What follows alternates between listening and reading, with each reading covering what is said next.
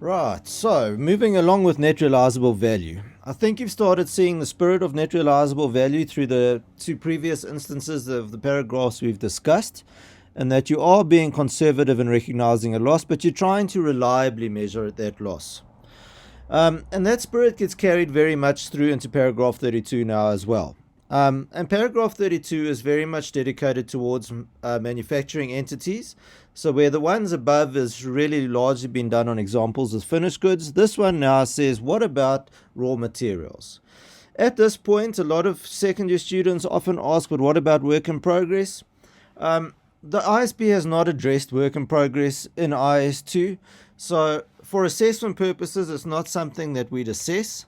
And in practice, your work in progress, I think the calculations would just be too advanced in terms of cost versus benefit, and perhaps that's why the ISB stayed away from it.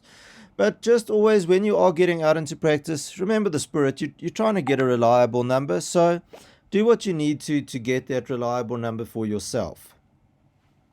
So let's dive in and have a look at this. It is paragraph 32. It is to do with raw materials. And I think just before I say it, pause the video now and ask yourself, what is the spirit of this paragraph going to tell me to do? I have raw material inventories and I have finished goods inventories. How am I going to measure those things at raw? If I was to write a rule for a standard, what would that rule be? And then we'll dive into IS32 now and I'll explain the rule to you.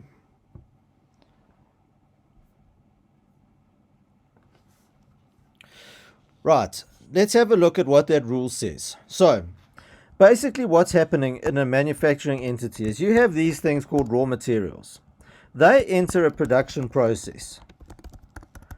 And then they come out the other side as finished goods. And then they eventually get sold to a customer. So let's just say we have a raw material that is 100 Rand. That raw material goes into the production process. We add on overheads, we add on some labor costs, maybe 20 Rand. So the cost of those finished goods produced by a business for that product is 120 Rand. You with me? No problem so far. Manufacturing, very simple example. Then I haven't sold that at the end of the period. So I have to do the net realizable value test on it. I have to ask myself, okay, what is happening in the next period? So I'll go and have a look. What am I selling my finished goods for? I'm selling my finished goods for 110 Rand. So in other words, I'm making a 10 Rand loss on finished goods. Perfect, you've got it. That's exactly how we do it. So you can go back to the first video on net realizable value, depending on perpetual or periodic. Take your pick, do it, get your answers, and you gold. So no issues there. Okay, right. Now I'm going to add on to this example. That was, let's say, one of the raw materials. That was one raw material. I'm going to say this is raw material number 2. We bought 2 raw materials. This raw material hasn't gone into production yet. It's not finished goods yet. Okay? So at the end of the reporting period, it is sitting in raw material inventory. So if I had to do my trial balance at the end of this period, I have 100 Rand raw materials on hand. I have 120 Rand finished goods. This being raw material 1, and this being raw material, that's raw material 2. That being raw material 2. Then this is raw material 1 that has then grown up and become a finished goods. That's your closing inventory at the end of the reporting period. Okay? Then we know in the next reporting period, we sell that first raw material for 110 Rand. So I want to do a 10 Rand write-off on this. So there will be a 10 Rand NRV adjustment on the finished goods. Now, these raw materials lying here, what do we do with them? Do we write them off or don't we write them off? We still have to apply the test because they are still inventories.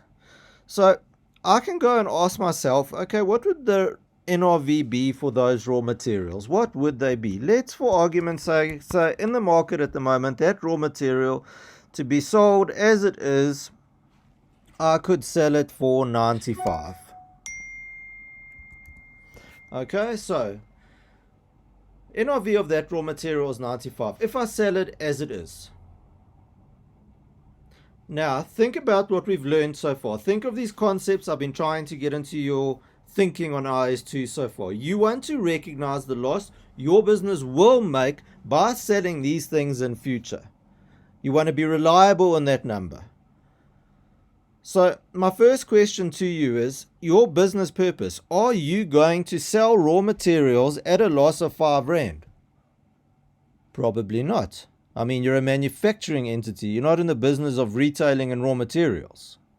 Okay? If you were retailing in raw materials as well, by all means, go and do a 5 Rand NRV adjustment to my raw material. If that is what you're going to do, then that's fine. That's what the ISB wants you to do. Do what is going to happen. Be reliable.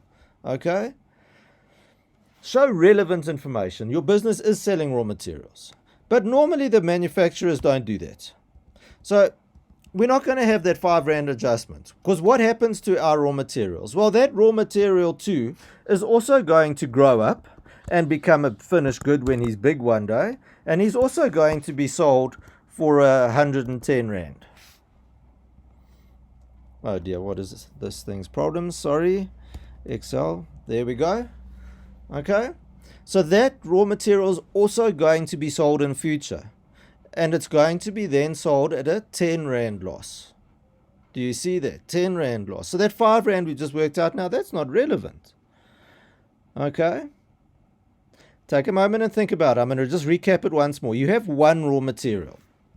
100 Rand cost, production process, finished goods. That's the cost of the finished good, which you will sell at 110. Means we write that down. My other raw material on hand at the end of the period, this 100 Rand, it hasn't gone through the production process. It's not in finished goods. So I need to write that down potentially separately because it's not gone through to finished goods yet. So I ask myself, what is the net realizable value of that thing? If I sold it, it's 95. But am I in the business of selling it? No, I'm not. I'm in the business of taking that, transforming it into a finished good, and then selling it. Okay? So now you're thinking, if you're following my thought process, you're probably thinking, okay, so I need to write raw materials down to 10 Rand. Right? So you want to write your raw materials down with a 10 Rand. Just like you did with raw material 1 that was part of the finished goods. Okay, that first finished goods we wrote down with 10 Rand. But now I'm going to sound like a parent, I guess, or maybe like the child. I'm not sure which role I'll be playing here.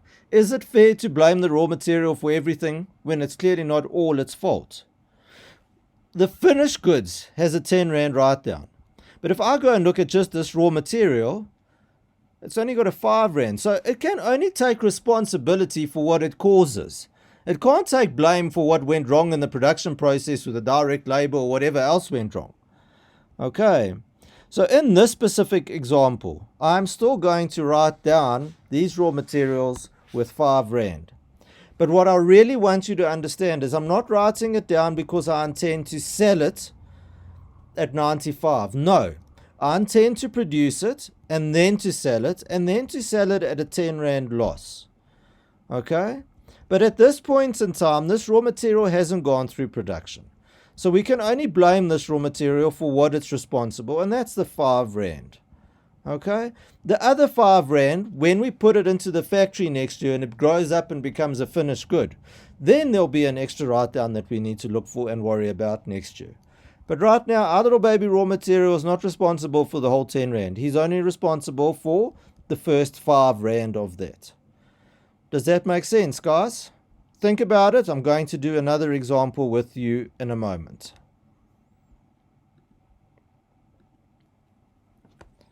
Okay, I hope you paused the video just to try and make sense of the example I've just done with you now. Just remember the spirit that you're trying to do. You're trying to recognize the loss your business will make one day. No more, no less. Okay? So let's look at another example now. I'm going to keep the numbers the same and talk it through again, just in case you're still battling and confused on the last one. So go with me step by step. Reset your heads. Let's look at another example. I have a raw material, 100 Rand. I put that raw material into the production process and the extra production costs of 20 Rand are incurred. So it becomes a finished good of 120 Rand. Okay. So at year end in my SFP, I have finished goods inventories lying there at a cost price of 120. Okay. Then I have another raw material.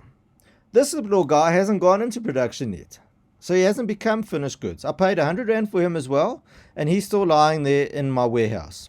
So at the end of the reporting period, I also have raw material inventories on hand that I paid 100 Rand for. That's their cost. Make sense? So there's my starting position. Always work your cost price of everything out first. Okay? So you've got your finished goods on hand, you've got your raw materials on hand. Now we need to do our NRV test for these things. So I then go and find out, what is my NRV? Well, I'm selling finished products at 110 Rand. So that means I need to do an NRV adjustment per unit of 10 Rand. That in my final SFP, I'm going to disclose finished goods at 110 Rand, being the lower of costs or net realizable value, and NRV is the lowest. Okay, so there's nothing weird there, guys. Nothing weird. Finished goods is like you have always done, net realizable value. Now walk through the raw material again with me. There's one raw material on hand. Okay, so that's in my SFP at cost at the moment. It's in my trial balance at cost at the moment. Then I tell you, you know what? The NRV for that raw material is 75 Rand.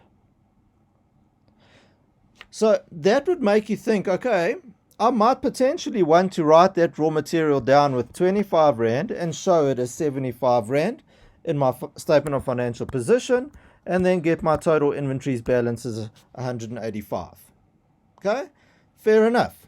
So we have said cost, NRV, which is lower. We've taken the lower one each time, and now we are measuring our inventories. Okay, but we want a reliable number. Okay, we want a reliable number. We want to try and show the loss our business will be making. Remember, NRV, we said before as well, is entity specific. It's the loss my business will make. Now, is my business in the business of selling raw materials? No, that ain't happening. The raw material is going to be produced into a finished product. And then that finished product is going to be sold at a 10 Rand loss. I can almost sense that you're starting to understand it. I really hope that's true. I'm getting this vibe from my computer screen. It might be desperation of not being in a lecture venue, but let's go with it. Okay? You're really starting to see it. The loss this business will make when they sell these finished goods is only 10 Rand. We're never going to make a loss of 25 Rand. So that loss there, bye-bye. We limit it to 10 Rand. So my raw material inventories will be shown at 90 because it will be the 100 minus the 10 Rand loss in future. Okay, not the 25. So my inventories is now in my statement of financial position at 200 Rand. So I've been a little bit sneaky.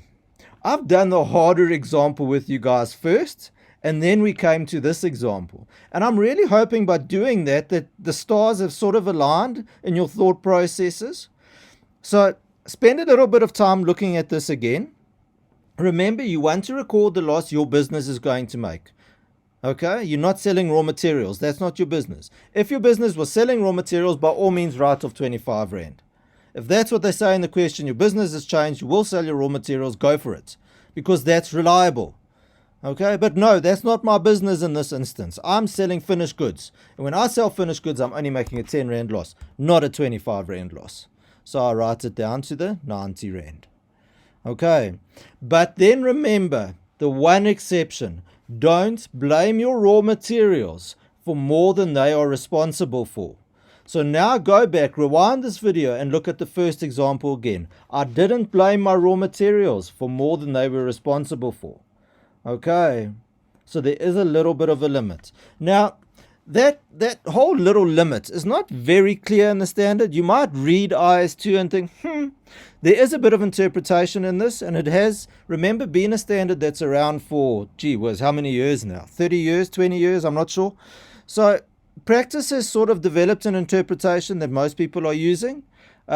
There's obviously always room for disagreement in a situation like that. But what we try to teach you now is the generally accepted way and interpretation of that paragraph. I told you this was fun, guys. Isn't it awesome? When you understand, it's really brilliant. Okay, so spend some time, rewind this video again. It's not like me walking out the lecture venue and leaving you there puzzled. Rewind me and make me talk to you again.